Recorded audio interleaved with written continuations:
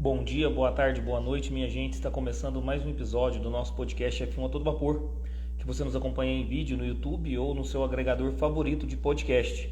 Nós estamos no episódio 235 e hoje nós vamos analisar tudo o que aconteceu no GP da Grã-Bretanha de 2024 da Fórmula 1, GP da Inglaterra, né? Como queiram, a 12ª etapa do campeonato. Então vai lá, coloca uma água para ferver, passa aquele cafezinho e vamos falar de Fórmula 1. Então nós vamos falar aí do GP da Inglaterra, da Grã-Bretanha, como queiram. A corrida de ontem, no circuito lendário aí de Silverstone, onde tivemos uma vitória improvável e impecável. Uma vitória em casa do Lewis Hamilton, sua 104ª vitória na Fórmula 1. Após uma mudança de clima entre chuva e sol, mudanças de liderança, ora Russell, ora Hamilton, ora Norris, Verstappen agredindo no final, uma corrida cheia de emoções. E nós tivemos aí a vitória do Lewis Hamilton, em segundo lugar o Max Verstappen e em terceiro o Lando Norris aí completando o pódio. Então é o que nós vamos falar hoje aí. Vocês podem estar participando conosco. Deixa eu já adicionar o Egleidson. Deixa eu ver se deu certo aqui. Deu certo. Fala, meu amigo, tudo tranquilo? Fala, Luiz, tudo bem? Tudo bem? Tudo Tá bem. dando aquele retorno. Não entendi, perdão. Tá me ouvindo? Tô te ouvindo, mas tá dando eco aí por causa da falta de fone, hein? É, porque vai ter que ser sem fone, que eu não tô em casa. Tudo bem. Nós vamos fazer. Você vai fazer aquela técnica daquele dia lá de Sim, quando, multar aí, né? quando eu for falar, eu vou mutar. Ok. O Egleidson, me conta uma coisa, cara. Corrida de ontem, uma corrida cheia de nuances, uma corrida sensacional, alterando-se o clima entre chuva, sol, alterando-se lideranças, tendo aí os britânicos dominando a primeira fila. Então, para quem é inglês, deve ter sido uma corrida esplendorosa, cheia de emoções, porque variou o Russell, variou Norris e variou Hamilton na ponta. Você curtiu a corrida de ontem, meu amigo? Ó, eu vou botar aí nota. Foi uma corrida muito boa. Eu acho que no mesmo padrão da Áustria. Acho que a Áustria teve mais variações no pelotão como um todo. Nessa corrida tivemos uma briga maior ali na frente, né, entre podemos dizer, os três, quatro primeiros colocados. Mas a corrida foi muito boa, muito, muito, muito boa mesmo, né? Junto da Áustria, até agora as melhores da temporada disparadas. Vale aí um 8,5? Na da Áustria eu dei 8,5, então eu vou continuar com a mesma nota, fui 8,5. Assim, foi uma corrida que eu vou refazer. Merece um 9, porque nós tivemos uma vitória do Hamilton, algo que não acontecia há 3 anos praticamente. Então a circunstância de quem venceu, como venceu em casa, eu acho que merece uma nota melhor se for analisar o contexto emocional. Se for analisar só o contexto técnico, acho que não foi uma corrida tão melhor do que a Áustria, mas pelo fator, como tudo aconteceu, quebra de recorde, então merece uma nota melhor que da Áustria, sim. Deixa eu pegar um comentário aqui, o GP de Almanac falando show de bola, só fera. Participa com a gente aí, dá sua nota também para a corrida. Eu acho que teve alguns fatores que deixaram essa corrida interessante, que é o seguinte. Não só pelo recorde do Hamilton, pela vitória do Hamilton, eu acho que por conta dos britânicos terem dominado também o final de semana, isso então tem para agradar a todos, tem para agradar o torcedor do Hamilton, poderia agradar também o torcedor do Lando Norris, do George Russell, que depois teve uma infelicidade, um abandono infeliz, mas estava fazendo um final de semana impecável, tanto com a pole, quanto com uma corrida que a princípio ele tinha certa parte a liderança, depois ele foi ultrapassado, mas poderia certamente chegar num pódio ou até vencer. Então, para o britânico foi interessantíssima corrida. E eu acho que é o seguinte, eu gostei muito da corrida, também além do fator Lewis Hamilton, que a gente vai falar muito, que nós estamos acostumados numa Fórmula 1 já há algum tempo, com tanta dominância, seja da Mercedes ou seja da Red Bull, a gente vê essa variação, essa alternância de líderes durante a prova, fica muito interessante. Então, ora a Mercedes estava dominando, ora a McLaren passou com seus 2 carros, os carros da Mercedes, e ao final, se tivesse mais algumas voltas, nós teríamos um Max Verstappen competitivo também com a Red Bull para poder, e também ele não largou na primeira fila, então foi mais difícil a corrida para ele. E nós teríamos o Max Verstappen também brigando pela vitória. Então, essa alternância de poder também foi interessante para a gente que está acostumado com uma Fórmula 1 completamente dominante, Mercedes e depois fase Red Bull. E aqui nós temos aqui um comentário da Nayara falando que a chuva ajudou muito na emoção. Então, a chuva ajudou na emoção, depois fez sol, isso aí destaca os pilotos que são os pilotos, vamos dizer, com maior calibre, né? Sobressaem nessas condições. E todos esses fatores deixaram a corrida muito interessante. Acho que o Vinícius entrou na live aqui, deixa eu já adicionar ele. Enquanto isso, o Adalto Robert nos saudando aí. Júnior Borba falando da McLaren, perdeu mais essa corrida do que o Hamilton venceu. Vamos comentar sobre isso sim. Mas aí tem o fator experiência do piloto também, porque uma corrida que tem chuva, sol, a gente vê que também o fator piloto prepondera muito. Já chegou a turma toda aí para a live. Agora chegou o Evander e também o Vinícius. Estou aceitando vocês aí. Vamos ver se vai dar certo. Então, todas essas nuances, seja o fator clima e seja também a alternância de lideranças e também o fator dos britânicos, né? Você vê o britânico dominando. Fala, pessoal, boa noite. Boa noite, tudo tranquilo? Então tudo certinho, nada errado. Tudo deu esse charme para a corrida para a gente dar um 8,5. Evander, boa noite, meu amigo, tudo tranquilo com você? Boa noite. Tudo certo, nada errado. Falar dessa corrida muito movimentada, né? Sim, eu com o Egleison, eu fiquei num 8,5, o Egleison já foi para um 9 pelo contexto todo que a corrida trouxe. Deixa eu dar uma boa noite também para o Vinícius. Fala, Vinícius, tudo tranquilo, meu amigo? Boa noite, Luiz, Egleison, Evander, pessoal que nos acompanha aí. Mais uma vez aí estamos juntos aí para resenhar sobre esse grande prêmio da Inglaterra e estamos aí hoje a caráter. Isso aqui é um traje para bugar quem é fanboy. Quem é fanboy do Hamilton buga, quem é fanboy do Verstappen buga também. Então é para bugar todo mundo. Antes de eu pegar a nota de vocês e as considerações sobre a corrida, porque o Egleison já peguei já a opinião dele. Lembrando, Vini, que o meu Cruzeiro vai enfrentar o seu Grêmio aí, viu? Ó, tá bom? Depois nós vamos ver o que... Vai ser vamos ver se parada o Grêmio... dura, hein? Vai ser parada dura, vai ser jogaço, tá bom? Evander, me fala uma coisa, cara.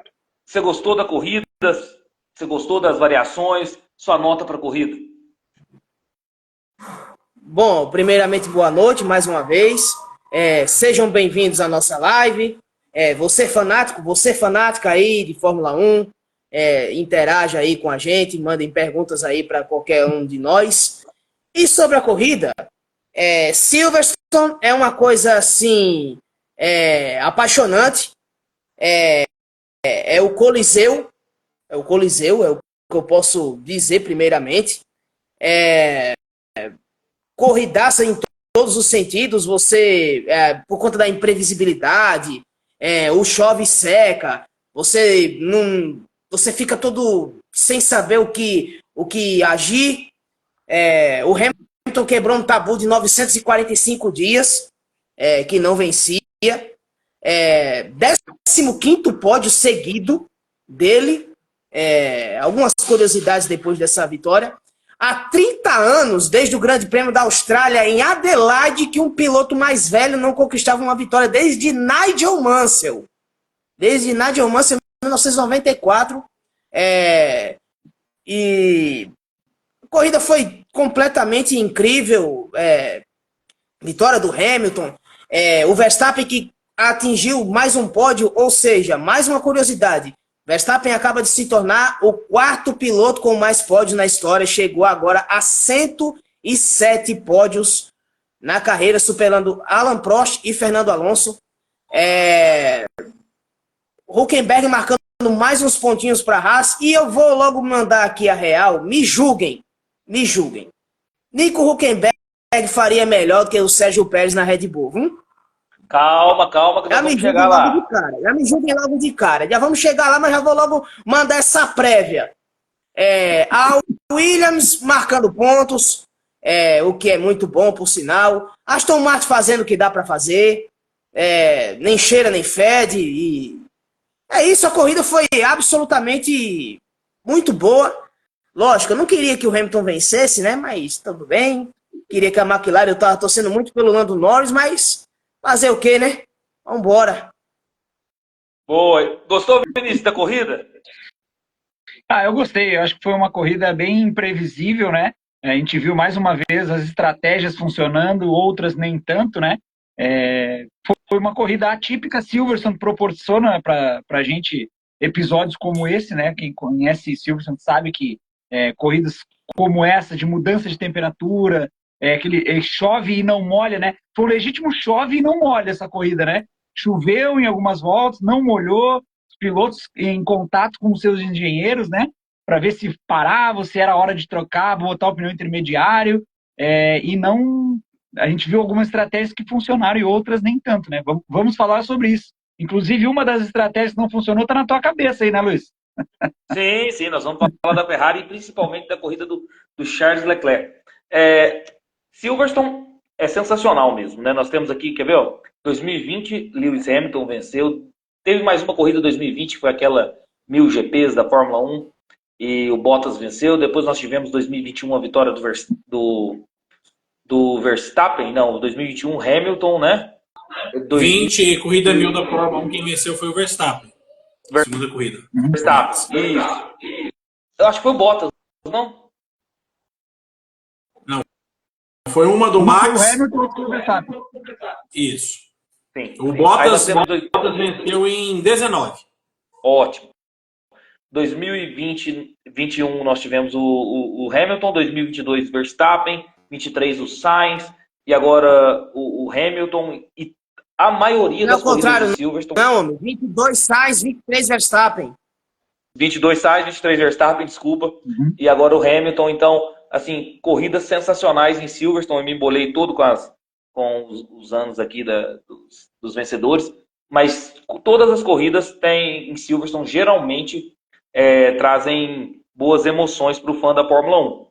Essa, como eu disse, eu acho que uma das questões que o Luiz está ficando velhinho, realmente. Isso é a paternidade, né? Eu falei com o Egleidson mais cedo, ele sabe do que eu estou falando. Eu falei que essa questão dos britânicos acho que foi muito emocionante. Eu fiquei imaginando, quando eu vi esse final de semana da corrida, eu fiquei imaginando, imagina aqui no Brasil, GP Brasil, a gente parcelando aquele ingresso aí em 10 vezes no cartão, indo para o GP Brasil e sabendo, e alternando, por exemplo, Piquet, Gugelmin e Senna, ou alguma coisa nesse sentido, os três se alternando ali durante todo o final de semana. Para o brasileiro seria um espetáculo. Então, para o britânico, imagina, você vê Norris fazendo a pole com o Hamilton em segundo, não, o Russell fazendo a pole com o Hamilton em segundo, estou ficando velho mesmo, e o Norris vindo competindo também, e essa alternância de líderes durante a prova, e uma vitória do Hamilton em casa. Então, nada melhor para quem é inglês, final de semana perfeito. E aí nós tivemos aí essa questão do Hamilton, que foi a vitória 104 da carreira dele, estava 945 dias sem vencer, quase 3 anos, último GP da Arábia Saudita de 2021, naquela briga com Max Verstappen. Só para a gente avaliar aqui, na pole do sábado, o George Russell fez a pole com 1:25.819. Segundo, Lewis Hamilton, também britânico, 1:25.990. Terceiro, Lando Norris, 1:26.030. Então, muito motivo aí para o fã inglês ter curtido esse final de semana. Ô Vinícius, vou perguntar para você uma questão que a gente está falando aí do Russell com o Hamilton. Você esperava uma Mercedes tão forte nesse final de semana? Ou você acha que foi o acaso, ou ela foi o improvável? Não, Luiz, a gente nota um leve, mas gradual, uma leve gradual atualização na Mercedes e uma evolução também, né? Que a gente sabe, e a gente já falou aqui várias vezes, que atualizações não são sinônimos de evoluções, né? Mas a gente nota que com as atualizações a Mercedes vem gradativamente, de forma leve, vem evoluindo também. Então, a gente esperava, eu vou dizer, a minha opinião pessoal, eu esperava um acerto da Mercedes mais para a chuva, que foi até o que se concretizou, né? E a surpresa maior para a gente foi justamente a pole das Mercedes. Realmente foi uma surpresa. Para mim, ficaria entre Lando Norris e Max Verstappen, né? Mas sim, a gente nota que a Mercedes evoluiu, né? Mas ainda é a terceira força, né? Sem dúvida. Ainda é a terceira força. Não se movimentou, esses patamares de forças da Fórmula 1 não se movimentaram ainda, né? E a inconstância das equipes é que faz com que a Red Bull se mantenha no Campeonato Mundial de Construtores ainda mais à frente. Só para fechar da minha parte, para dar a minha nota, né? Para mim, nota 9 o GP de Silverstone aí. Foi muito bom mesmo. Várias disputas, bastante emocionantes. E aí é o que a gente sempre fala, né, Luiz? Não é só a briga pelo P1 e P2 que importa, né? A gente que avalia automobilismo como um todo pode perceber que do P1 ao P15, P16 teve disputa, né? Então isso é que é o importante para a gente que ama automobilismo, né? Com certeza. Só para dar um exemplo também, do P1 ao P10 na classificação, foi questão de diferença de 1 segundo. Então, eu acho que a Fórmula 1 é a Fórmula 1 mais competitiva dos últimos anos, talvez de todos os tempos, viu? Em nível de tempos, né? Nós talvez não temos tantos talentos igual tinha nos anos 80, ou rivalidades como tinha nos anos 80, mas competitividade nós estamos tendo com certeza. Até fiquei bravo com o Egleison lá no nosso grupo do WhatsApp, porque o Egleison falou, eu já meio que esperava isso da Mercedes. Eu falei, então por que você não apostou nela na última live? Eu falei, a gente apostou, nós todos apostamos na Red Bull e na McLaren. Eu já esperava a Mercedes. Pode falar aí, Egleison. Se defenda. Eu esperava isso depois de ver e analisar o primeiro e o segundo treino livre, tá? Só para deixar claro. Então, deixa eu passar o resultado rapidinho da corrida aqui, os 10 primeiros. Lewis Hamilton. Peraí, deixa eu jogar um tempero nessa conversa aqui. Você falou que acha que a Fórmula 1 atual hoje não tem a quantidade de talentos dos anos 80. Você acha que existe uma grande discrepância de Piquet, Prost, Mansell e Senna para Hamilton, Verstappen e Alonso, assim, no bolo? Claramente? Não tem diferença não, no meu ver. Vamos lá. Não tem não, viu? Saia curta aqui agora. Na verdade, o que acontece? Muito difícil de responder isso, porque existe o fator saudosismo, que a gente sempre tenta tirar isso de antemão, mas eu acho que a gente talvez tenha os mesmos talentos, né? É difícil demais comparar gerações, só que o que acontece? Eu acho que talvez hoje nós temos os mesmos talentos, mas com carros completamente diferentes. Como é o caso que você deu do Alonso aí, que é um talento absurdo, um dos melhores pilotos, mas com todo respeito ao Alonso e toda a história dele, o Alonso na Aston Martin e um outro piloto qualquer aí numa equipe de ponta vai fazer a mesma função. Isso com todo respeito ao Alonso. Porque o Alonso na Aston Martin, ele não consegue entregar nada. Naquela época, quando a gente está falando dos anos 80, a gente tinha além de uma alternância de vitórias, talvez, somente antes da McLaren Senna Prost, nós tínhamos muitas quebras, o Egleison. Isso favorecia outros vencerem. Então, você tinha uma equipe totalmente dominante, mas o carro quebrava muito. Então, dava essa variedade de vencedores, o que talvez a gente deixaria aí mais emocionante. Mas isso tem um fator saudosista também. Confesso que eu não estava preparado para essa pergunta. Vou te dar um dado. Nessa temporada, 6 pilotos já venceram. Isso não acontece desde 2012. E eu não me lembro de nenhuma temporada dos anos 80, ali, se eu não me engano, acho que era em 82, que nós tivemos 6 vencedores. Se a gente pesquisar aí nos números, acho que nenhuma temporada, vamos pegar aí desde que o Senna estreou em 84, acho que nenhuma teve 6 vencedores. De 84 até 94. Eu acho que nenhuma. Como eu te disse, pega muito essa questão saudosista mesmo para esse tipo de resposta. Mas que está competitiva, isso eu já defendi, sim, de antemão, porque é absurdo os tempos aí hoje que estão muito próximos mesmo, mesmo. Deixa eu só pegar alguns comentários da turma aí. Alcídio, 104 motivos para vocês estarem nessa live hoje, desde 2021. Desde 2021 eu seguro essa frase singela. Chupa Evander e o Egleison. Júnior Borba. Eu queria que vocês saíssem um pouquinho do script e falassem da ultrapassagem do Bortoleto. Foi justo ou não a punição? Pode cobrar a gente aí no final da live, Júnior. A gente fala assim do Bortoleto. Quer falar agora? Pode falar aí. Pode falar, Gleison. Vai lá. Olha, a primeira coisa a gente tem que analisar a questão das regras. As regras atuais da Fórmula 1 não permitem aquele tipo de manobra. Eu acho que deveria valer, primeira coisa. Porque ele foi meio que empurrado para fora, mas as regras não permitem aquilo. Então, assim, se a gente tirar o fator de ser brasileiro, se fosse ao inverso, se fosse o Cush Maini perdendo um P3 naquela mesma situação, a gente estaria do lado do Bortoleto, se inverter essa situação. Então, assim, eu não concordo com esse tipo de coisa, que, principalmente na chuva, que os pilotos espalham, o carro escorrega, mas dentro do regulamento, a punição foi justa e o Bortoleto mereceu tomar os 5 segundos porque concretizou a ultrapassagem por fora da pista. Então, só que o fator por ser brasileiro, muitas vezes a gente bota na balança e tenta, sei lá o que, mas a punição, na minha opinião, foi justíssima. Não concordo com o regulamento, mas a punição dentro do regulamento foi ok. Excelente. Vini, o Cid aí, Vini, você está bem alinhado com esse boné. Quero fazer uma pergunta para vocês. Como pode as equipes terem evoluído tanto assim? Cadê os super pacotes que a RBR guardava na manga? Nunca tivemos tamanha evolução dos rivais assim na Fórmula 1. Cid, essa eu vou responder para você. Graças a Deus. Que bom. Áustria, corridaça. Agora GP da Inglaterra, corridaça. Ainda bem. Né? Ainda bem que nós estamos tendo muita disputa. Estava até falando com o Vinícius hoje, mais cedo, sobre isso. As equipes encostaram na Red Bull nitidamente. A Red Bull não tem mais o melhor carro, e eu até fiz um vídeo falando sobre isso. O conjunto da Red Bull ainda é o melhor. Porque Mônaco, para cá, foram 4 provas.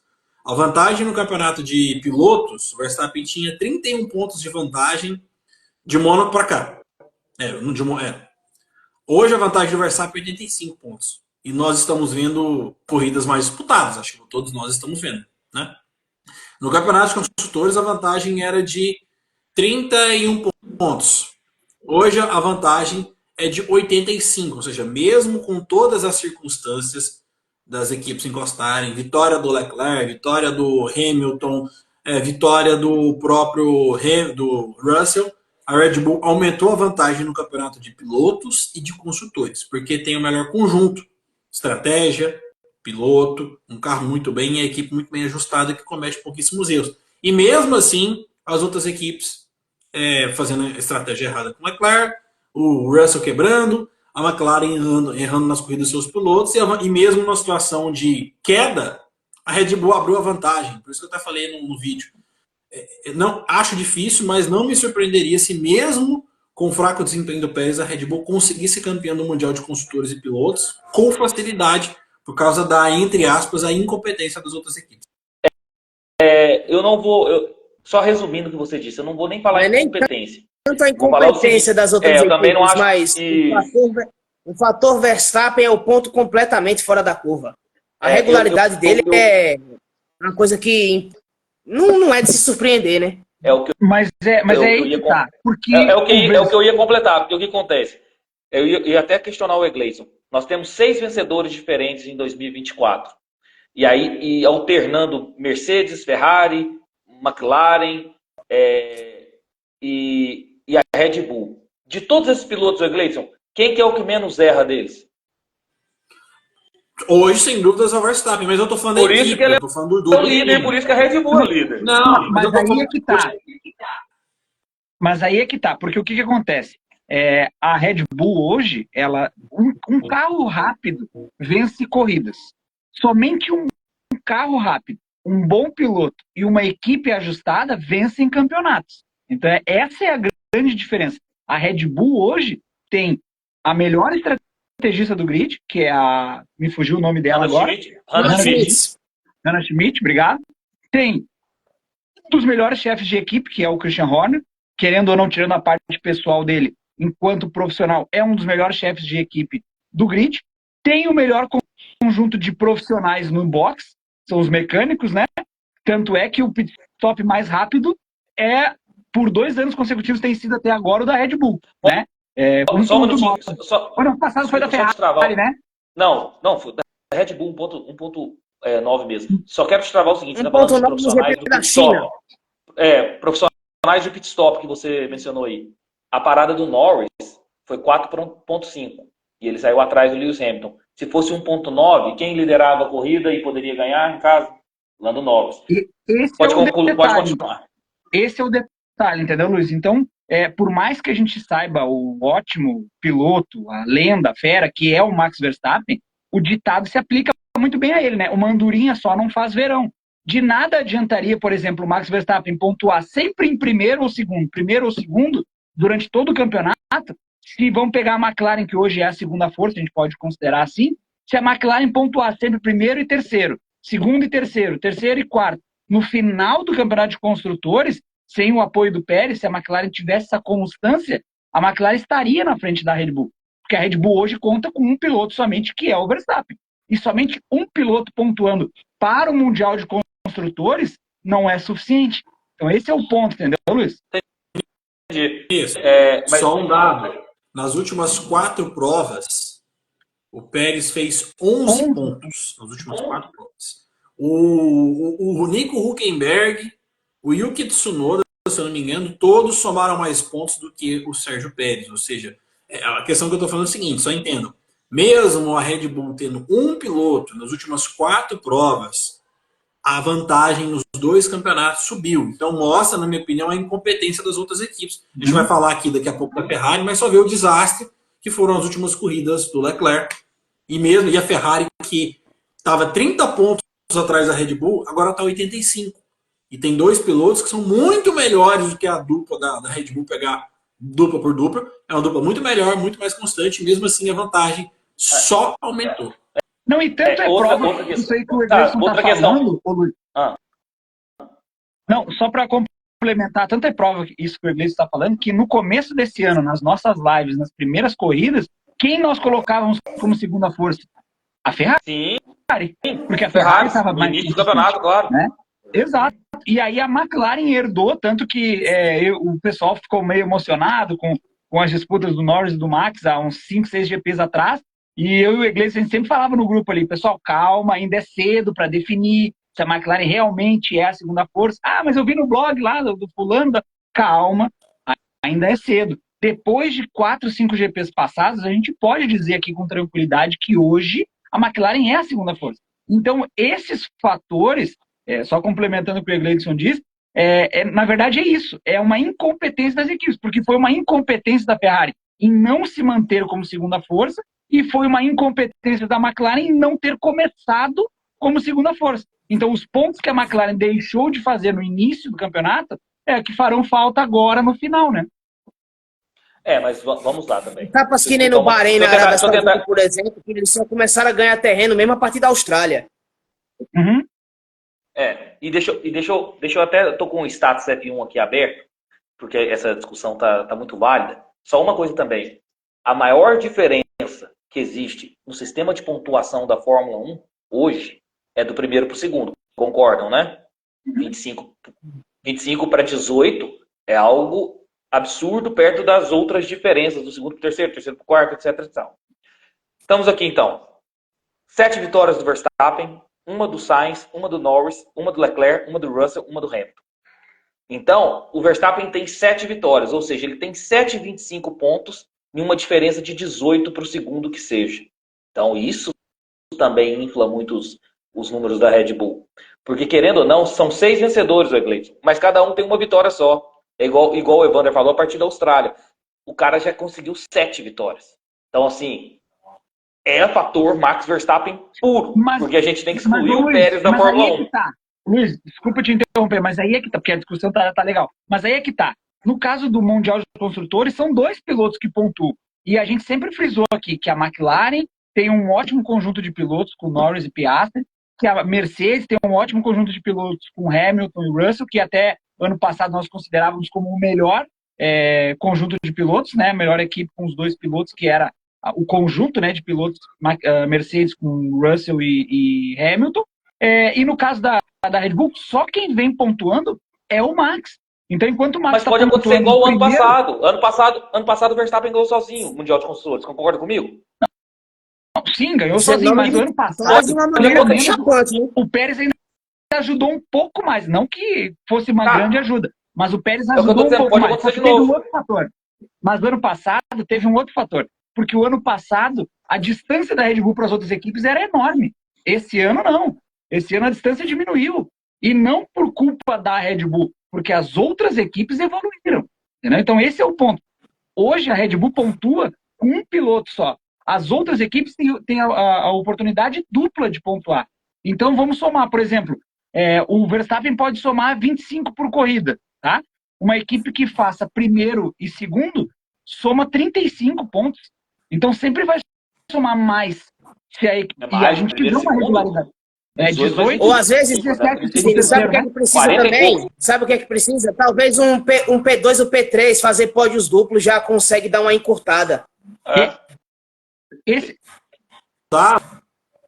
Eu estava vendo um dado interessante, por exemplo, o ano passado, no GP da Inglaterra, né, tudo bem que não teve a corrida da Emília-Romanha, no GP da Grã-Bretanha do ano passado, o Verstappen tinha 255 pontos nessa altura do campeonato. Hoje, em 2024, o Verstappen tem os mesmos 255 pontos após o GP da Grã-Bretanha. Excelente dado. Eu quero, assim, eu estou entendendo a discussão, tá boa, por isso que nós estamos frisando nela e nem entrei ainda no assunto Hamilton. Vinícius, mas você tem que ver o seguinte, as outras equipes hoje, todas evoluíram, concordo com você. Mas se ficar alternando esses P1, P2 e P3, vamos supor, uma corrida a Ferrari faz um bom trabalho, a outra a McLaren faz um bom trabalho, e a outra a Mercedes faz um bom trabalho, e o Verstappen vai comendo pelas beiradas ali as suas vitórias e seus P2 e P3, acaba que sozinho, novamente, igual 2023, ele pode vir a vencer o Campeonato dos Construtores. É isso que eu quero dizer. Não quer dizer que seja certeza. Agora, o que você... Para o Verstappen não vencer sozinho construtores, tem que ter consistência. A McLaren tem que fazer P2, P3 toda a corrida.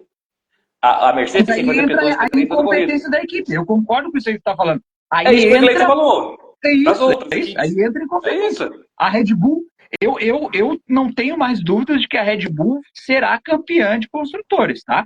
Mesmo sem o apoio do Sérgio Pérez, porque eu acho que agora que o Pérez está recebendo uma pressão interna muito forte, o próprio Helmut Marko deu algumas declarações, né, fortes sobre o desempenho do Pérez e tal, agora ele vai degringolar, né, porque a gente vê o que o Pérez em situações de pressão aí que ele não performa mesmo. Então, assim, mesmo o Max pontuando sozinho, a Red Bull será campeã de construtores, porque o Max Verstappen tem o que as outras equipes somadas não têm, que é constância.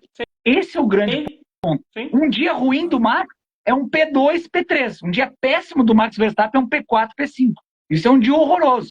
Então, um dia que não é bom para ele é P2, P3. Então, essa constância de resultados é que vai fazer com que a Red Bull seja campeã de construtores. Mas, pelo fato da Red Bull ter só um piloto pontuando e as outras equipes terem 2 pilotos para terem chances duplas de pontuar, a Red Bull será campeã mais por demérito das outras equipes, mas por incompetência das outras equipes, do que por competência da própria Red Bull, entende? Entendo, e você rodeou e falou o que o Egleison falou no início. É mais ou menos isso mesmo. Mas isso aí. Então, deixa eu pegar os comentários aqui. Ó. O Cid falando a verdade, que todos sabemos que Senna não se criaria nessa geração. O Senna não está no nível do Piastri. O Luiz ficando bravo.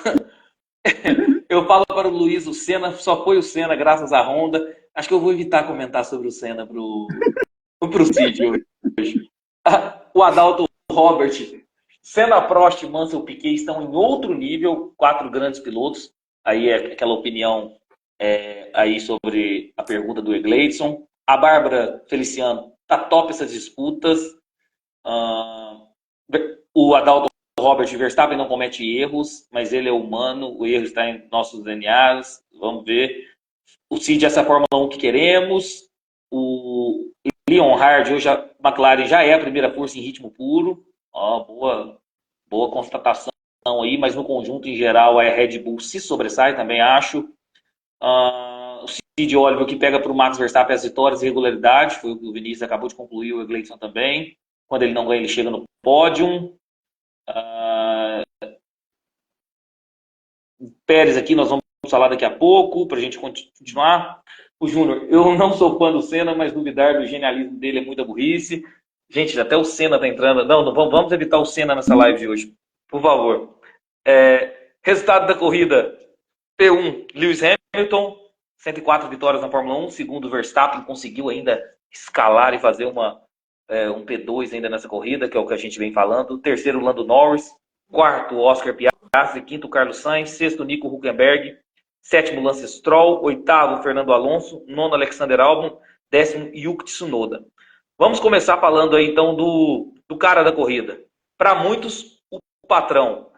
Hamilton, 104 vitórias na Fórmula 1, uma corrida um pouco improvável da Mercedes. A gente sempre tinha apostado na McLaren ou na Red Bull. Venceu em casa, a torcida foi a loucura. Uma corrida que choveu, secou, condições adversas. E sobressaiu os melhores, tanto o Hamilton quanto o Verstappen e o Norris também. Uma das melhores corridas aí do Hamilton nos últimos anos. A gente já falou, 945 dias sem vitória, 3 anos sem vencer. Chegou a ultrapassar o Russell na pista. Também chegou a dar uma escapada ali na hora, ele deu uma errada, ele e o Russell, na hora que começou a chover. Chegou a sair escapou e perdeu a posição, a liderança para o Norris. Virou o maior vencedor em um único circuito, com 9 vitórias, passou o Michael Schumacher. E o mais legal é que essas 9 vitórias que o Hamilton tem em um único circuito é na casa dele, que é na Inglaterra. Então isso dá um charme maior. Primeiro piloto a vencer após 300 GPs, a gente sempre vinha com essa estatística aí, que depois de 300 GPs o piloto já não tinha mais o mesmo rendimento, então ele mostrou que está no alto nível ainda. E o mais velho vencedor de corrida da Fórmula 1 no século XXI. Isso aí tudo a Fórmula 1 disponibilizou hoje. Mais pódios consecutivos em um único circuito, foram 12 pódios. Mais pódios em um único circuito também, 15 pódios, isso tudo em Silverstone. E 17 anos e um mês de período entre a primeira vitória do Hamilton para a última. Isso é um recorde na categoria também. Mostra aí que o Hamilton está 17 anos, pelo menos pilotando no alto nível. Teve alguns momentos de baixa ali em 2012, alguma coisa assim, mas sempre estava vencendo alguma corrida ou outra. Então, 17 anos no alto nível. Evander, não brigue comigo, mas fala aí sobre a corrida do Lewis Hamilton. Não, corrida muito cerebral. Não precisou ser brilhante. Usou todo o seu cacuete, usou toda a sua experiência, sua leitura de corrida, que foi erro zero. Corrida daquelas que você não pode desmerecer em nada. Uma corrida muito eficiente. Apesar de alguns errinhos daquela disputa com o George Russell. E o mais engraçado, eu não sei se alguns de vocês perceberam, que a partir do momento que quando estava essa coisa bem aleatória de chove seca e aquela doideira toda, o Hamilton, mesmo assim, em alguns trechos úmidos e secos, ele com pneu médio, ele estava baixando 3 décimos por setor, meu irmão. Teve um certo momento que ele começou a ficar a meio segundo atrás do George Russell e depois a ultrapassagem foi inevitável naquela reta do hangar e levantando a massa britânica, fazendo todo mundo ficar em delírio. A mãe dele estava lá, Anthony Hamilton, Nicholas, todo mundo lá, aquela coisa assim... Podemos dizer que não é exagero, que é indescritível, né? Sentimento tanto para ele quanto para o seu povo. O Egleison ou o Vinícius, alguém quer ressaltar aí, comentar alguma coisa da corrida do Hamilton? Corrida de quem entende da brincadeira, né? Sabe fazer a leitura de corrida perfeitamente. Sempre foi um piloto muito bom em pista molhada. Eu sempre falo que, na minha opinião, a melhor corrida que eu assisti do Hamilton Foi na temporada de 2008, quando ele meteu 1 minuto no segundo colocado. Corrida magistral. Se você que é fã novo do Hamilton, nunca viu essa corrida, assista, na minha opinião, facilmente a melhor corrida da carreira dele. P4, viu? Largando de P4, diga-se de passagem. Isso, então assim, uma corrida sensacional, de quem entende da brincadeira, quem tem leitura de corrida, quem consegue errar menos, saber a hora certa de parar. Em vários momentos nós vimos a Mercedes perguntando para ele. Isso aconteceu com o Verstappen também, eu gosto de citar os dois, porque são os dois melhores do grid hoje. Perguntando, olha, o que você acha, Hamilton? O momento agora de mudar de pneus? E ele, não é não. Tipo assim, o piloto tem opinião, um cara experiente, então assim... E é muito bom ver um cara desse calibre voltando a vencer. Um cara que tem 7 títulos... Que falta no frangote do Leclerc. Vamos chegar lá. Então assim, eu sempre digo, a Fórmula 1, eu sempre quero que os melhores pilotos vençam corridas. E o Hamilton é um dos meus melhores pilotos. Não é mais o Hamilton de antigamente, mas ainda é o Hamilton. Então, assim, corrida de quem entende da brincadeira. Simples, eu vou resumir a vitória do Hamilton nisso. Corrida de quem sabe o brinquedo que tem. E sem contar que o Verstappen, eu vou passar a palavra para você, Vinícius, tecer os comentários, só para mencionar que o Verstappen, inclusive, parabenizou o Hamilton no próprio carro ali, se mostrando, além de ser um baita piloto, um dos melhores pilotos de todos os tempos, mostrando respeito também, porque o cara que está ao lado dele também tem uma história absurda na Fórmula 1. Pode falar, Vinícius, desculpa te cortar. Mais uma corrida em que Hamilton foi Hamilton, né? Esse é o Hamilton que nós conhecemos, né? E que milhões e milhões de telespectadores do mundo e fãs da Fórmula 1 aprenderam a admirar. Esse é o Hamilton, né? E eu vi, o Egleison sempre me ajuda, mas dessa vez eu decorei. Não gosto, não é esse o Hamilton que eu gosto de ver, aquele do GP da Espanha, né? Que estava em P13 e queria recolher o carro sem motivo nenhum, não tinha batido o carro, não tinha problema nenhum no carro, né? E ele conseguiu chegar em P5 ou P6, se não me engano, até nessa mesma corrida, né? Então, P4, né? Obrigado, o Iglesias está me ajudando. Então, assim, esse é o Hamilton que a gente gosta de ver, né? Esse é o Hamilton que nós nos acostumamos a ver. É o Hamilton vencedor, é o Hamilton que bota a faca entre os dentes e faz isso que o Evander bem falou, de tirar 3 décimos por volta nas últimas 7 voltas. Ou seja, são raros os pilotos, e aí a gente cita Alonso, dessa geração agora, né? Alonso, Hamilton e Verstappen, porque são os pilotos que, quando estão numa posição de vantagem, Luiz, chega uma hora que eles dizem assim, ó, essa corrida é minha. Ah, mas tá chovendo, você tá com pneu slick, essa corrida é minha. Ah, mas tá sol e você tá com pneu intermediário, essa corrida é minha. Então, quando esses caras, que são de outra prateleira, né, quando eles botam isso na cabeça, meu amigo, não tem quem tire. Então, poderia vir o Max com pneu novo, poderia vir o Norris com pneu novo, que não ia tirar essa vitória do Hamilton. E esse é o Hamilton que o próprio Hamilton duvidava que ainda existisse, né? E o Hamilton, após o GP, em algumas entrevistas, falou muito bem, né? As lágrimas vieram porque eu duvidava que eu ainda fosse capaz disso, né? E a gente sabe, Luiz, torcendo ou não para o Hamilton, a gente sempre reconheceu o talento dele. A gente sempre soube do que ele era capaz. E que esse Hamilton que a gente estava vendo nas últimas corridas, como ele deu a declaração até antes do último GP, que ele disse assim, dificilmente com esse carro, esse ano nós vamos ganhar. Aí o Russell ganhou na sequência do GP do Canadá. Aí o Russell ganhou. Aí agora ele ganha com a Mercedes. Então, assim, não é o Russell o Hamilton derrotista, com um discurso derrotado que a gente quer ver. A gente quer ver esse Hamilton. Foi esse Hamilton que a gente se acostumou a ver lá em 2008, como o Egleison falou, lá em 2021, quando teve disputa com o Verstappen, lá em 2016, quando teve disputa com o Rosberg. Então esse é o Hamilton que a gente quer ver, independente de ser fã ou não de Hamilton, né? Com certeza. Além Posso concluir, porque é exatamente isso. Muitas vezes eu critico o Hamilton muito pela postura, porque eu vi o Hamilton estrear na Fórmula 1. Então eu vi o Hamilton nascer na Fórmula 1, eu vi os melhores anos do Hamilton como piloto da Fórmula 1, os anos que o Hamilton foi mais rápido, os anos que o Hamilton era mais louco, que o Hamilton fazia muita cagada, mas sempre era um Hamilton ambicioso, audacioso e afrontoso. Era um cara que sempre, quando a McLaren não tinha um bom carro, ele estava preocupado, estava batendo com alguém em busca de, muitas vezes errado, mas em busca de ter resultado.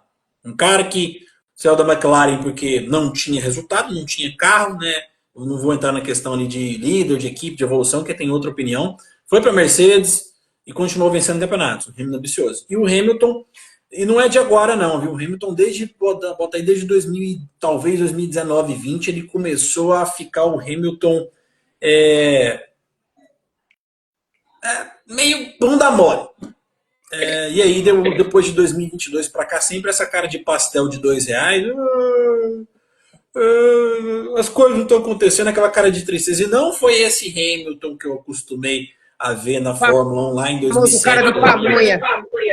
Exatamente. Então, a minha crítica é justamente essa. Então, às vezes, a molecada que chega agora, que começou a assistir a Fórmula 1 há poucos anos, não que isso seja errado, às vezes fala, o cara tá falando do Hamilton. Não, eu tô falando do Hamilton porque eu conheço da história do Hamilton. Muitas vezes mais do que você que acha que é fã dele. Porque eu vi toda a trajetória do cara e eu sei o que ele teve de bom, o que ele teve de ruim. E esse Hamilton que nós vimos em 2022, 2023, e agora, até o presente momento, 2024, não é o Hamilton. Sempre com esse discurso. Tá ruim, né? Tá sem graça. Aí a galera vai dizer, mas ele já venceu 7 campeonatos, ele não precisa se provar. Se o cara não precisa se provar e tá insatisfeito, o melhor lugar dele é fora da Fórmula 1. Então o cara tá correndo exclusivo pelo dinheiro. Então, assim, agora nessa corrida eu vi o Hamilton falando na corrida, dando palpite na estratégia, tomando decisão, pilotando muito. Esse é o Hamilton que eu acompanho nos últimos 17 anos. Então, é isso que eu quero ver. E é um absurdo, porque quando a gente pega esses números do Hamilton, porque constância, constância, regularidade que a gente está elogiando do Verstappen, o Hamilton já teve isso também. Então, se a gente pegar os números da Fórmula 1 do Hamilton, é coisa absurda mesmo. 104 vitórias, 104 poles, é algo absurdo, porque nós estamos vendo o Verstappen fazendo história, nós estamos vendo a regularidade do Verstappen, e o Verstappen ainda não atingiu esses números. Então, essa questão do saudosismo. Se a gente pegar para olhar um pouquinho para trás e falar, meu Deus, o Verstappen é um monstro atual, fazendo isso tudo, e um cara lá atrás tem 104 vitórias, 104 poles. Isso não é do dia para a noite que você acorda e fala, tem 104 vitórias na Fórmula 1. Uma vitória já é difícil, imagina 104. Então o cara realmente é fora do... E ele comemorou tanto que parecia como se fosse a primeira, né? Ele até ressaltou que foi a vitória mais categórica e a mais importante da carreira dele. Muito bom. Eu acho que também pela questão da maturidade, de um carro que não é o de ponta, pela idade, né? Então, o esforço que ele tem que fazer no carro hoje, eu acredito que seja maior do que quando era menino de 23, 24, 25 anos. Então, tudo isso ajudou. Pegar aqui os comentários, o Júnior Borba falou que no Brasil vai ter mais, o Hamilton com a bandeira do Brasil no P1. Aí vem aquela parte do brasileiro mesmo, da emoção pura. O Lum Vuik, corrida masterclass do patrão. O Cid Oliver, sei que o assunto já passou, mas só para fins de conhecimento, a RBR tem um sistema chamado Cloud, as camadas da HANA partem desse software que só a RBR tem. Uma informação dele aí para a dominância e o equilíbrio do carro da Red Bull. Max, nós vamos falar daqui a pouco. Não, vou passar porque já passou o assunto da Red Bull. Só um minuto. A corrida de ontem foi o que os fãs da Fórmula 1 esperam. O fator sol, chuva foi o primordial. Ontem tivemos corrida sensacional. O Cid falou, a gente já comentou também. O Adalto Robert, o Hamilton na Ferrari vai ser o mesmo, porque a Ferrari queima muitos pilotos. Prost é um exemplo. O Prost é um exemplo, mas o Prost venceu corridas, né? Foi até a última, venceu bastante, teria chance do título, e foi até a última corrida com o Senna, até que o Senna colocou ele lá para fora, numa manobra completamente arriscada, e deu o troco aí de 89. Mas o Prost venceu muito na Ferrari também.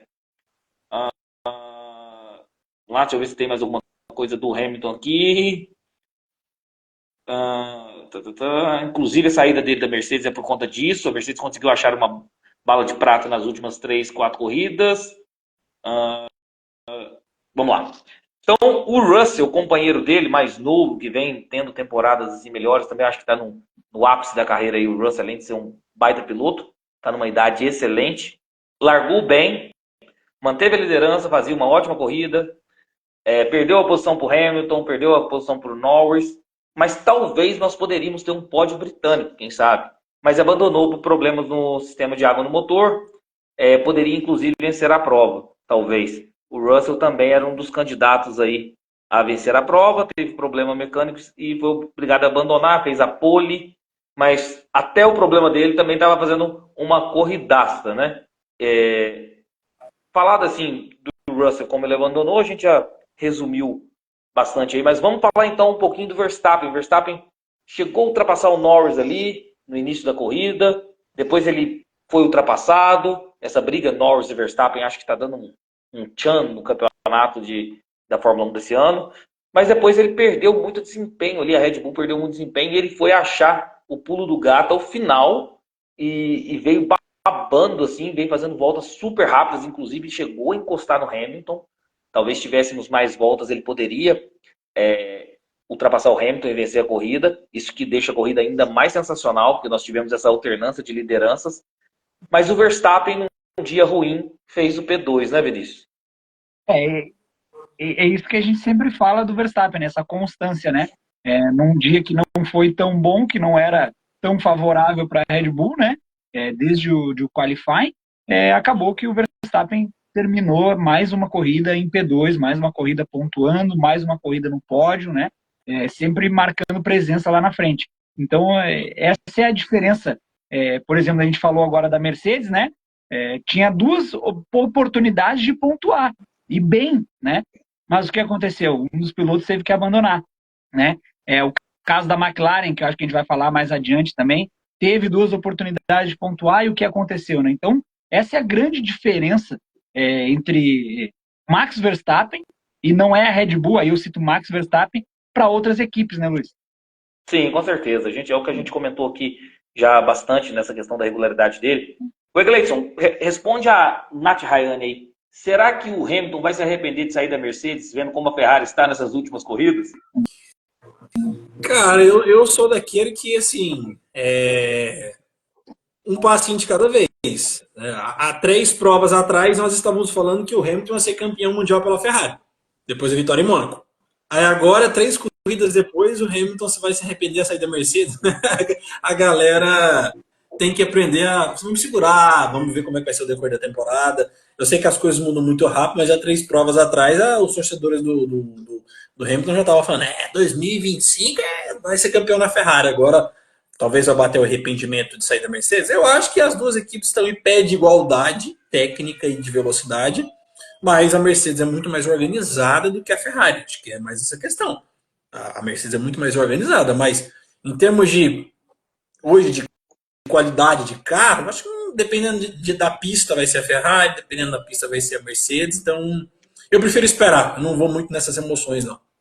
Boa. Esse é o grande ponto, o Luiz. O Gleison tocou num ponto que eu falo sempre com relação à Ferrari, né? Eu costumo brincar, mas falar sério também, né? A culpa sempre era do Binotto, né? Será que a culpa ainda é do Binotto? Né? A gente vê as atrapalhadas da Ferrari se repetindo. Diminuíram de lá para cá, desde que o Vasseur assumiu, diminuíram. Mas as atrapalhadas continuam. Coisas bizarras, coisas que beiram o amadorismo, né?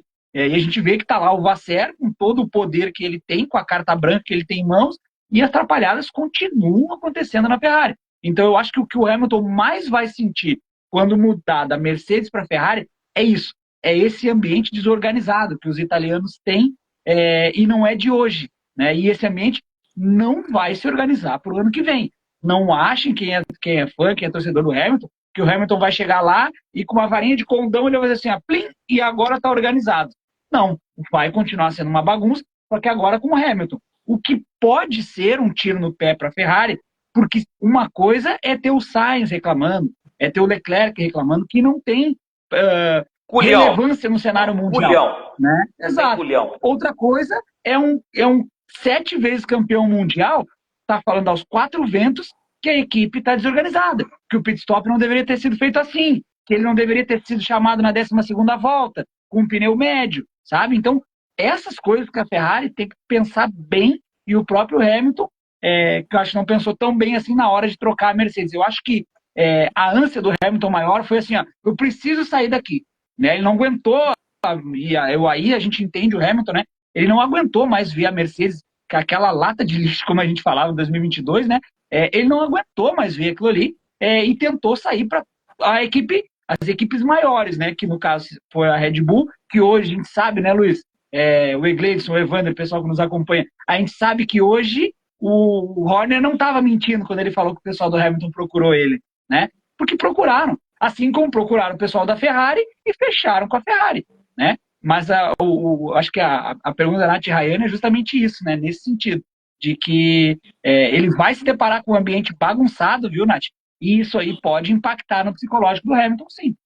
Ô, Luiz, nós vamos falar da Ferrari ainda ou vamos falar agora? Vamos falar agora da Ferrari, emendando esse assunto. Eu tenho aqui, ó, meus tópicos aqui que faltam. Nós falamos da Ferrari, principalmente da parte da corrida do Charles Leclerc. Falar do Norris e do Pérez. Os nossos assuntos aí que a gente precisa ainda tratar nessa live. Então, emendando agora a Ferrari, eu vou passar para o Evander, Gleison. Para o Evander falar dessa corrida do Leclerc que foi eliminado no Q2, largou em 11º, estratégia errada. Resume essa corrida do Leclerc. O que você achou da corrida do Leclerc, Evander? Bom, o que já era de se esperar, que a Ferrari já ia ter muita dificuldade em relação a Silverstone, não era favorita. Eu até conversei com outras pessoas que era muito mais fácil o English Team, que era formado pela velha guarda e a nova guarda com Norris, Russell e Hamilton, e por último, mas não menos importante, o Max Verstappen, do que a Ferrari conseguir algo mais convincente, algo um pouco mais elevado. E acabou dando no que deu, né? E as coisas são tão bizonhas, chega a ser... nem se considera mais como piada, porque é o que eu digo, os pangarés rampantes não conseguem fazer... Nem precisa fazer muita força para fazer besteira. E é o que eu disse, depois de Mônaco, os caras morreram. Os caras ali, tipo, com pontuações pífias, nada de grande utilidade, a não ser o Sainz, que, entre aspas, ainda dá um pouquinho de aspecto moral, ainda pontua uma coisinha ali, uma coisinha acolá. Tanto é que ele conseguiu a volta mais rápida aí no final, mas muito aquém para uma equipe que num determinado momento chegou a fazer dobradinha em Albert Park, chegou a conseguir pódio duplo no Principado de Mônaco e, tipo, para as etapas para a Hungria e para a Bélgica, não há o que ter algo de saldo positivo até lá para pensar algo de prosperidade mais para frente. Os caras vão o famoso segurar a mão no terço para não fazer besteira, para ter um dia de sossego. Boa. A Ferrari essa desorganização não é de hoje. Eu vou agora, que aqui falaram aqui, acho que foi o Cid que falou com o Egleidson. Não foi o Cid, não. Foi o Júnior Borba falou que a gente, para o Egleidson chorar, porque o desempenho, a McLaren poderia ter vencido essa corrida. Deixa eu falar da Ferrari uma coisa, antes de passar para a próxima pauta. Vamos lá. A Ferrari estava... Leclerc fez uma boa largada, saiu de P11 ou P12 para P8. Tinha acabado de passar o Stroll e provavelmente terminaria ali à frente do Hülkenberg. Então o Leclerc conseguiria um P6, que ao meu ver seria um bom resultado. Aí a Ferrari vai e faz uma estratégia completamente maluca, né? Faz o famoso sacrifício. O Leclerc, eu não entendo, né? O cara é o piloto que tem 5 anos de contrato com a equipe, é o cara que é considerado o mais talentoso da dupla, e quando a Ferrari vai fazer uma cagada, a primeira cagada que faz é com o Leclerc. Logicamente que ele tem a culpa dele, porque ele aceita. Mas sabe qual é o problema? A Ferrari parece o show do milhão. Sabe qual é o show do milhão? O Silvio Santos vira e fala: oi, vai, tem uma pergunta. Aí a Ferrari vai e pergunta para o Leclerc: você quer a estratégia A? Você quer a B? Você quer a C? Você quer a D? E aí bota o piloto para escolher. Aí bota 200 alternativas para um piloto que não tem personalidade, ainda, aceita qualquer coisa, e aí o cara que poderia tranquilamente ter chegado em sexto não pontua.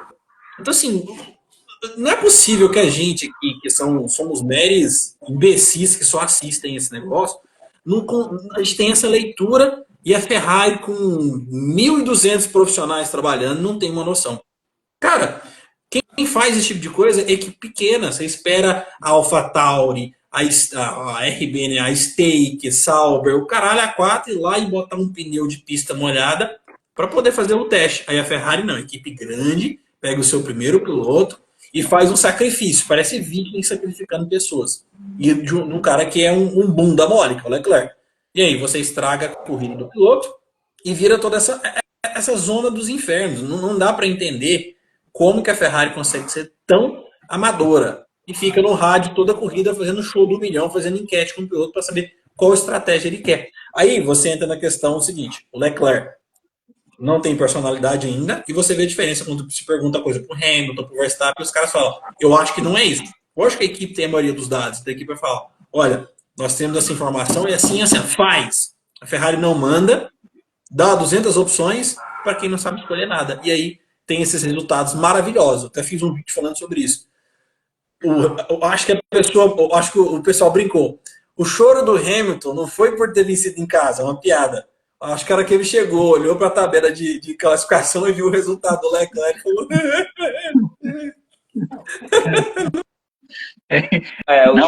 O Júnior Borba diz aqui, ó, ou seja, falta culhão na Ferrari. Culhão na Ferrari. Acho que você volta isso aí, Luiz, tu e o Egleison aí, a gente estava há mais tempo ali antes da live, o Evandro também estava participando, eu sempre falei, o Vasser não é o Rei Midas, não é aquele cara que todo mundo achava que tocava e virava ouro, né? Tudo que ele tocava virava ouro. A gente está vendo isso que eu falei, o Egleison falou também, que são atitudes da Ferrari que beiram o amadorismo. E não é mais o Binotto que está lá. Antes o Binotto era criticado justamente por isso. Para mim, é pior ainda o erro do Vasser esse ano de não definir qual é o primeiro e o segundo piloto, porque ele está com um piloto demitido, Luiz. O Binotto nunca teve um piloto correndo sob a asa dele demitido já.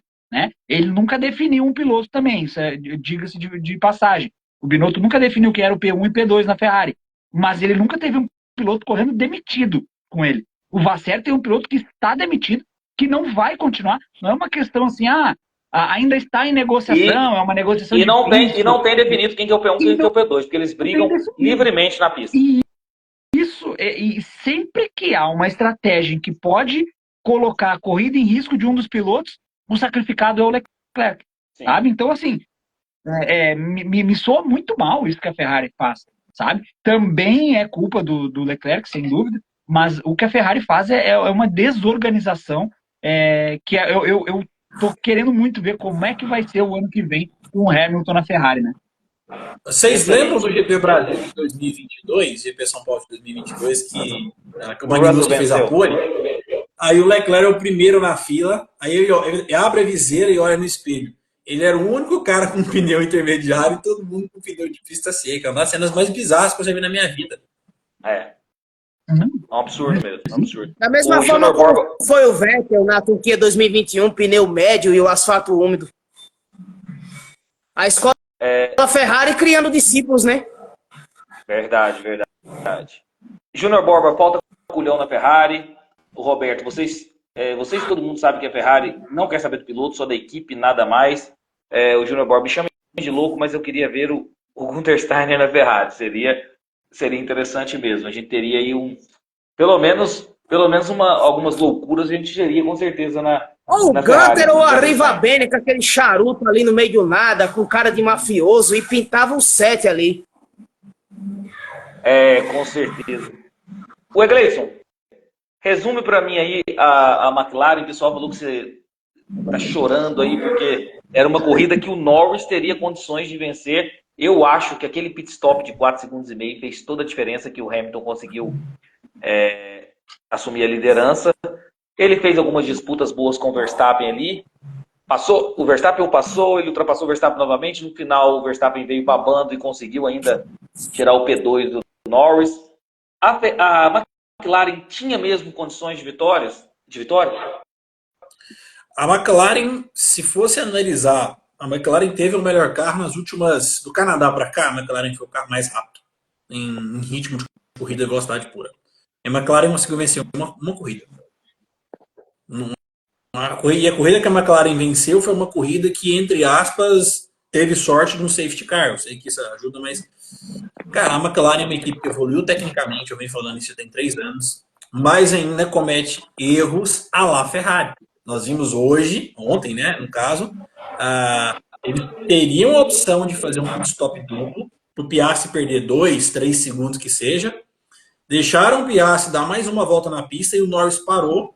No final da volta, o Norris já estava encostado no Piastri, ou seja, a McLaren acabou com a corrida do Piastri. E o Norris e o Piastri estavam andando juntinhos. Na verdade, o Piastri estava atacando o Norris em determinado momento. Estava já disputando a primeira posição. Então a McLaren poderia ter 2 pilotos brigando junto ali do Hamilton. Né? Talvez se o pit stop tivesse sido melhor, poderiam estar incomodando pela vitória. Um poderia ter atrapalhado o Verstappen, talvez um deles pega o P2. Então a McLaren mostra que é uma equipe que vem em evolução, mas é aquilo que a gente fala, né? O conjunto ainda não está pronto. Porque eu vi uma entrevista do Zac Brown falando, por que não fizeram uma parada dupla? Nós ficamos com medo de acontecer um erro. Cara, é melhor você perder 5 segundos ou 20, que foi o que o Piastri perdeu. Assim, são essas coisas que eu falo. O conjunto da Red Bull não erra. O conjunto como um todo é muito maior. A McLaren hoje tem o melhor carro, na minha opinião. Só que não tem o melhor piloto. O Norris é muito talentoso, mas peca nas decisões. Depois do rádio ficou se lamentando lá. A frase que ele usou foi o seguinte: eu não tenho mais desculpas, eu preciso tomar melhores decisões. Ou seja, então a gente vê que ainda falta muita coisa para a McLaren voltar a ser o que era para disputar campeonatos. E como o Vinícius falou, um bom carro faz você vencer uma prova, vencer outra, mas campeonato é diferente. Então assim, a McLaren está no bom caminho, tem uma boa dupla, mas ainda comete erros muito ainda infantis. E o Norris, inclusive, comentou o erro, né? Parou fora da posição, aquele pit stop de 4 segundos e meio foi porque ele parou errado. Ou seja, essa questão de ser muito afoito que eu vejo no Norris, no Leclerc, no Russell também, de querer fazer demais e não fazer o simples. É fácil enxugar aqui, mas beleza. Se a gente vê outros pilotos fazendo isso e dando resultado, esses moleques têm que pegar inspiração nesses caras. E eles continuam cometendo os mesmos erros. E o Norris é jovem. É jovem, mas ele já está na 6ª temporada na Fórmula 1. Não é mais um garotinho. Entendeu? Então tá na hora de pensar grande. Porque senão a carreira vai passando. Hoje o tempo da Fórmula 1 está voando muito rápido em termos de condições de regulamento. Pode ser que não vença nada. Então, resumindo, a McLaren está no caminho certo, mas ainda continua cometendo os mesmos erros que a Ferrari comete hoje em dia nessa tentativa aí de evoluir como equipe. O Egleison, é fácil a gente pensar daqui sim, sabe por quê? Porque a gente não fica o dia inteiro no simulador, a gente não tem o carro na mão, a gente não é piloto de corrida, a gente não ganha milhões para isso. Então tem que pensar daqui mesmo e criticar mesmo.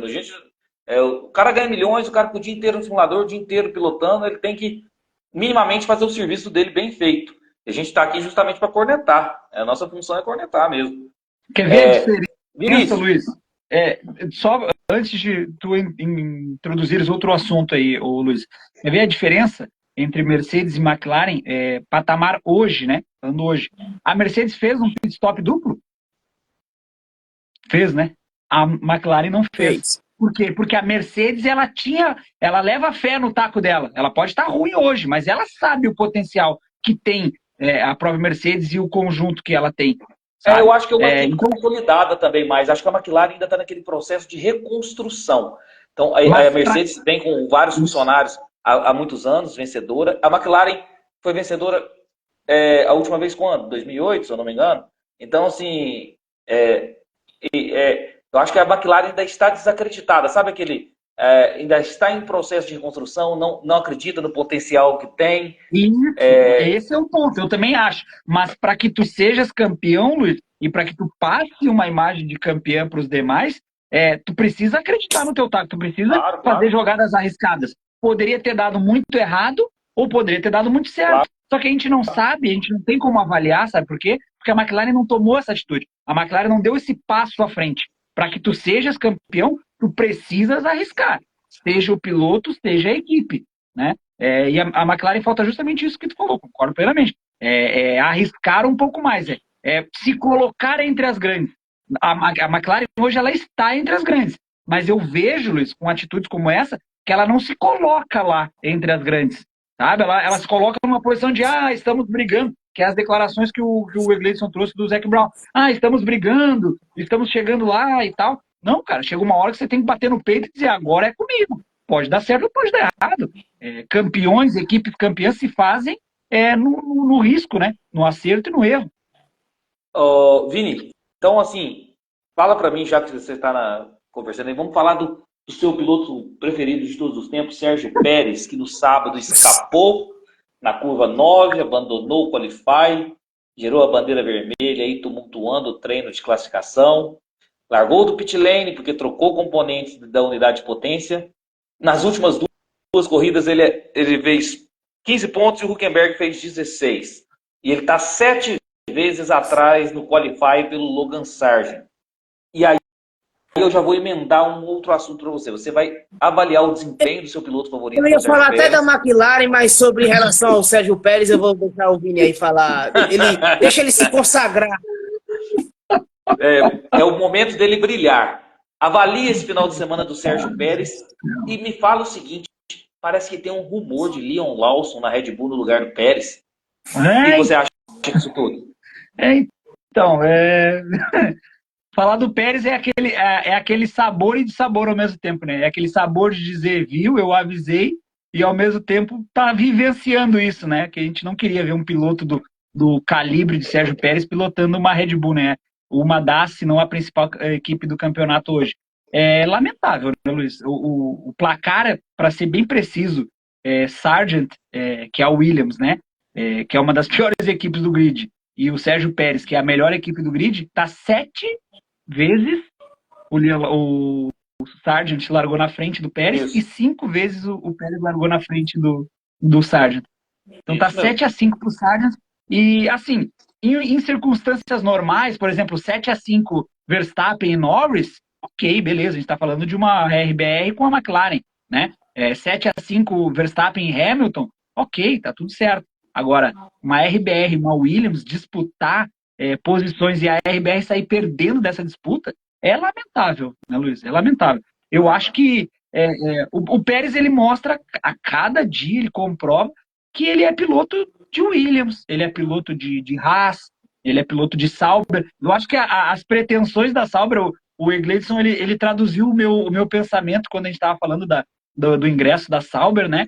Ele traduziu o meu pensamento. A Sauber, a gente tinha uma grande expectativa com relação a ela, e ela demonstrou qual que é o pensamento, o patamar de pensamento dela, trazendo o Hülkenberg. Então poderia levar o Pérez. O Pérez leva muito mais dinheiro do que o Hülkenberg, né? O Pérez não vai trazer tantos resultados que nem o Hülkenberg, mas hoje em dia a gente sabe que para essas equipes médias e pequenas, mais importa é o dinheiro que os pilotos trazem do que propriamente o resultado. É lamentável, né, Luiz? A gente vê o Pérez desperdiçando uma vaga. Essa acho que é a grande realidade. Ele desperdiça uma vaga na Red Bull, né? Poderia estar o Carlos Sainz hoje na Red Bull, o ano que vem, né? Mas a gente vê uma luz no fim do túnel, né? Com essas declarações do Helmut Marko, com as expressões do próprio Christian Horner botando a mão na cabeça, né? De que pode haver uma mudança aí. A gente ouviu primeiro ventilar o nome do Ricardo, né? Aí mais fortemente agora, por último, essa questão do Leon Lawson tinha vindo, deu uma enfraquecida, agora deu um hype de novo, né? Deu uma aumentada no nome do Leon Lawson. Eu acho que assim, a Red Bull tem espaço para experimentar um piloto. Ela tem espaço e ela tem campeonato para isso. Porque mesmo que entre o Leon Lawson agora, por exemplo, né? E ele não performe bem até o final do ano, a gente já sabia que o Pérez não ia performar bem também. E o Helmut Marko é louco o suficiente de pagar a cláusula. Para alguns de vocês, ele cai fora antes das férias de verão? Não, nas férias de verão. Eu acho que o Helmut Marko é maluco o suficiente de pagar a cláusula de rescisão do Sérgio Pérez e trazer o Leon Lawson para o GP da Holanda, para a retomada da segunda parte da Fórmula 1. Que, assim, o que acontece? A Red Bull, nessa renovação de contrato agora, no primeiro contrato que o Pérez fez com a Red Bull, o Pérez saiu ganhando. Ele fez um contrato como ele queria, como ele e os empresários dele queriam, né? Nos moldes que ele queria. Tanto que ele colocou uma cláusula, que a gente foi saber recentemente, de que ele era proibido de ser rebaixado de equipe, de passar para a AlphaTauri, né? Por exemplo, que é a equipe B da Red Bull. Só que nessa renovação de contrato agora não. Agora assim, agora eu tô com as rédeas. Eu tô com as rédeas. Então, assim, eu vou fazer com você o que eu quiser. Se você não performar, eu vou te trocar. E eu não vou pagar multa nem nada. Entendeu? Então, eu acho que tá mais fácil, muito mais fácil agora para a Red Bull tomar uma atitude. E eu concordo contigo, Luiz. Eu acho que o Helmut Marko ele é louco o suficiente para fazer isso, né? Mas eu daria, assim, os próximos 3 GPs. Se o Pérez continuar não performando da forma como ele está, e nem chegando na zona de pontuação, nem chegando ao Q1, ao Q3, perdão, eu acho que é bem provável de que haja uma mudança. Seja por Liam Lawson, ou seja porque o Helmut Marko enlouqueceu e pega o Ricardo e manda o Ricardo para cá agora e bota o Liam Lawson lá na Racing Bulls, né? Também acho. Aí é a mesma coisa de você trocar água de vala por água de esgoto, porque também o Ricardo, pelo amor de Deus, né? Não dá, né? É água de vala para água de esgoto, porque insistir com Daniel Ricardo, eu vou dizer, viu? Não. Pelo amor de Jesus, Daniel Ricardo não. Ô, Evandro, mas aí é que tá. Eu acho que o pensamento de trazer o Ricardo não é nem por questão de apostar no Ricardo, vamos apostar que agora o Ricardo vai desenvolver. Não é isso. É porque em o Ricardo vindo para a Red Bull, o Liam Lawson automaticamente ocuparia a vaga dele na Racing Bulls. Então, daria, para dar esse... Para não queimar o menino, né? Não queimar o menino também. Exato. Para o Lawson correr sem a pressão, entendeu? De estar lá Porque assim, querendo ou não, Luiz, o Iglesias, o Evander, o pessoal que está nos acompanhando, querendo ou não, o Ricardo sentando no cockpit da Red Bull, terão especulações se o Ricardo vai renovar para 2025, se ele fica para 2026. Enquanto surgem essas notícias, o Lawson corre tranquilo lá na Racing Bulls, entendeu? Então acho que é por isso que o Ricardo talvez viria para a Red Bull, né? Mas eu acho que eu não concordo com isso não, sabe por quê? O Ricardo realmente, será que vai ter algum desempenho? Não vai ter desempenho. Mas aí é que tá, Luiz. Luiz, o Lawson, ele é uma grande promessa, tá? Ele pode dar muito certo. A gente sabe que ele é um piloto talentoso. Ó, presença especial aí na live. Tchau. A gente sabe que ele é um piloto talentosíssimo. Só que, qual que é a diferença? Por exemplo, a Mercedes, a gente está vendo aí, a gente até estava conversando eu e o Eglise sobre isso, a Mercedes vai queimar esse menino aí chamado André Achille Antonelli, que é um talento puro. Só que por puro desespero da Mercedes, ela vai acabar antecipando a vinda do Antonelli, já vai entrar direto na Mercedes com toda a pressão que a Mercedes tem e vai acabar queimando o moleque. Em termos parecidos do que o que aconteceu com o Mick Schumacher na Haas, sabe? Então, assim, eu tenho muito receio de pegar um menino novo e já largar numa Red Bull da vida, numa Mercedes, numa Ferrari, assim, sabe? Por mais que a Red Bull ainda tenha esse estofo, essa gordura para queimar no campeonato, botar o Liam Lawson de experiência até o final do ano, né? Mas ainda assim é arriscado, porque a cobrança em cima de um menino desse é muito grande, né?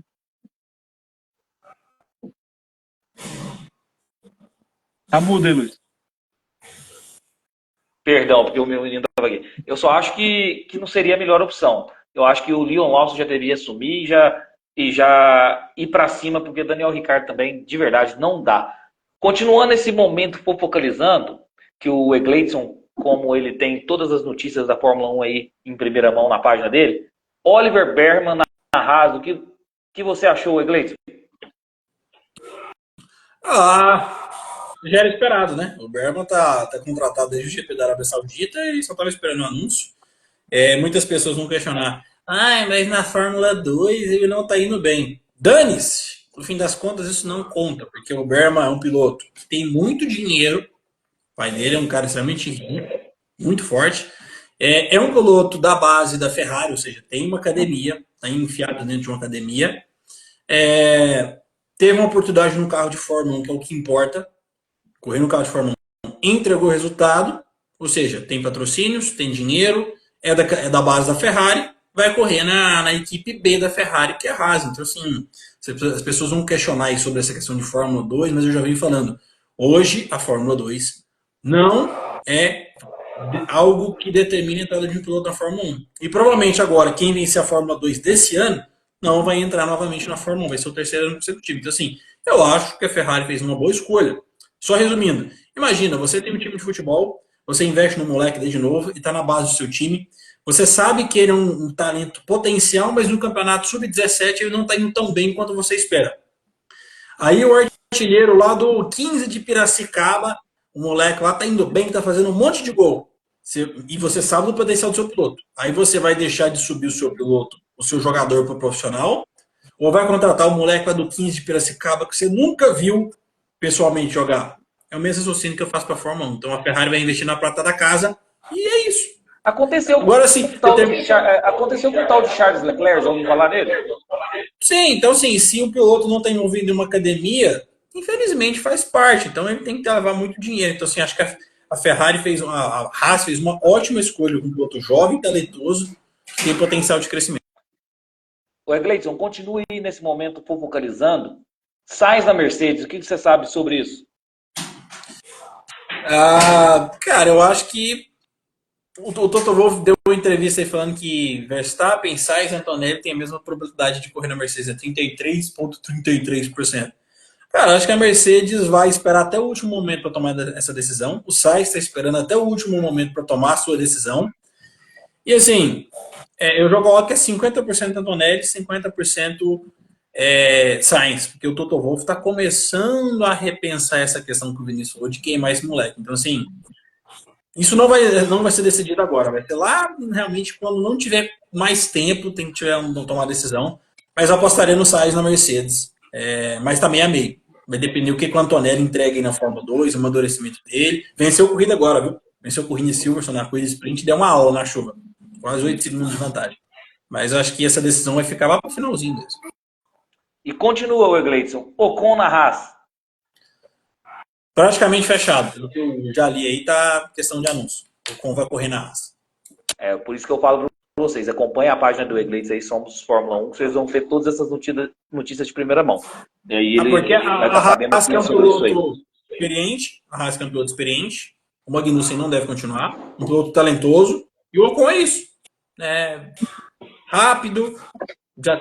A Fórmula 1 já tem 7 anos. Então, e junto de um jovem.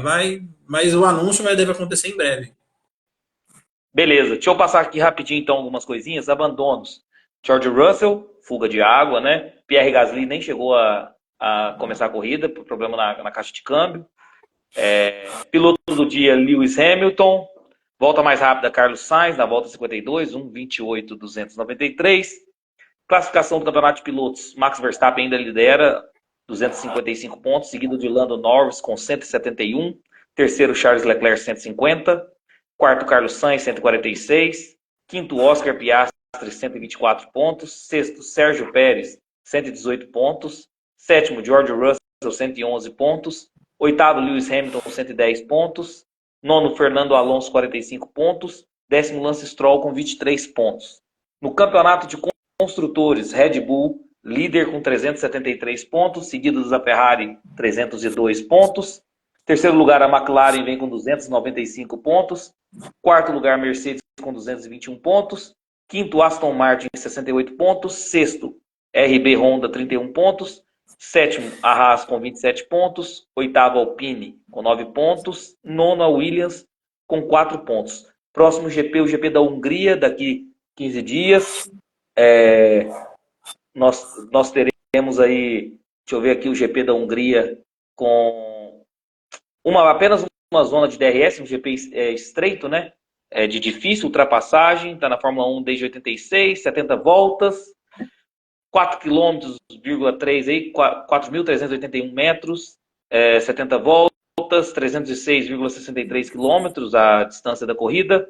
Recorde do Lewis Hamilton em 2020 com tempo de 1:16.627. Horário do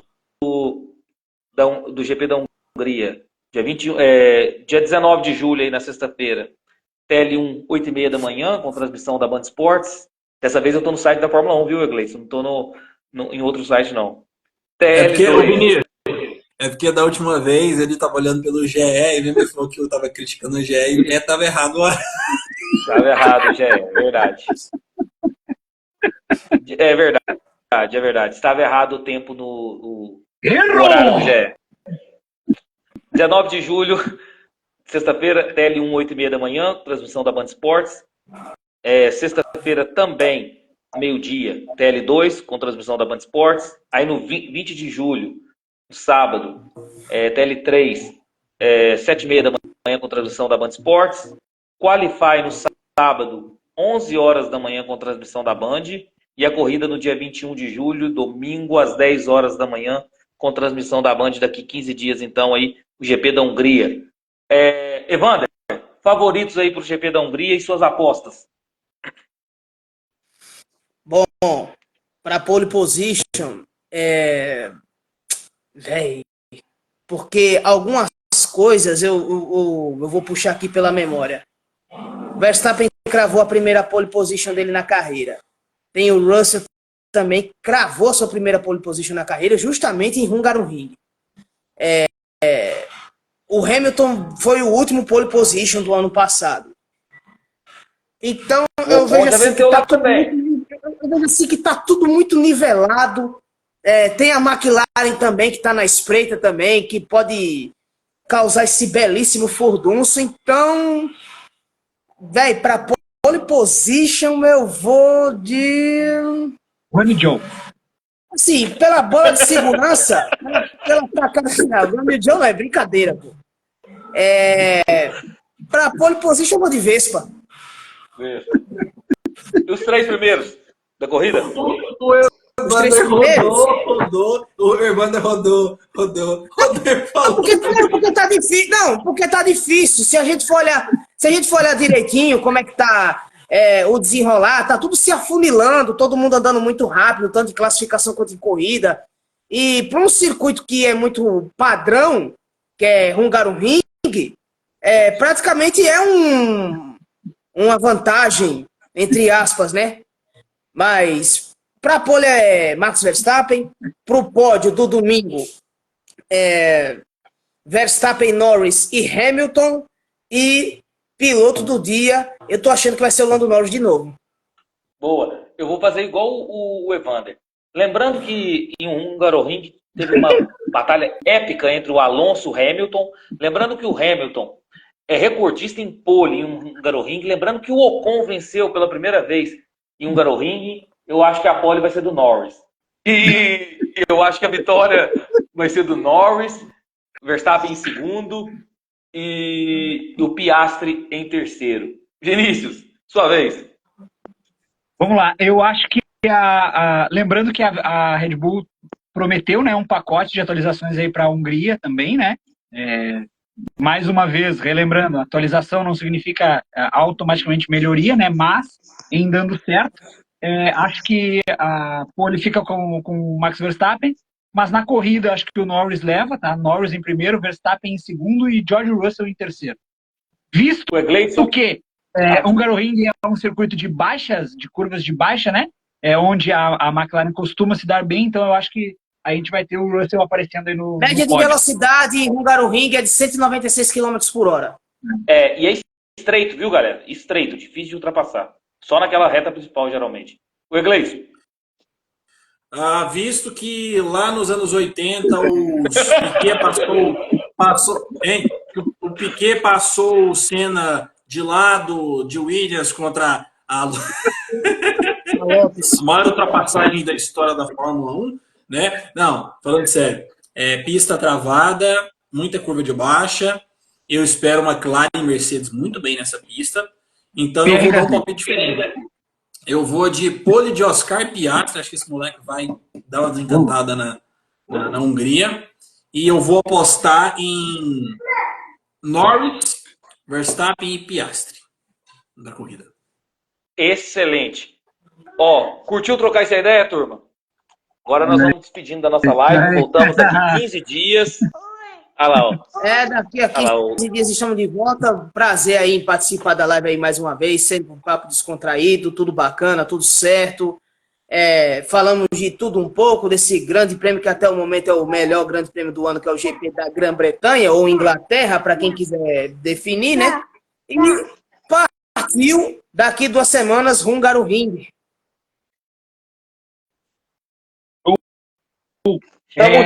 Junto, então. Agradecer aí a oportunidade de a gente estar junto aí mais uma vez. Eu que não pude estar presente na última live por culpa do Egleitos. O Instagram me deu um bloco.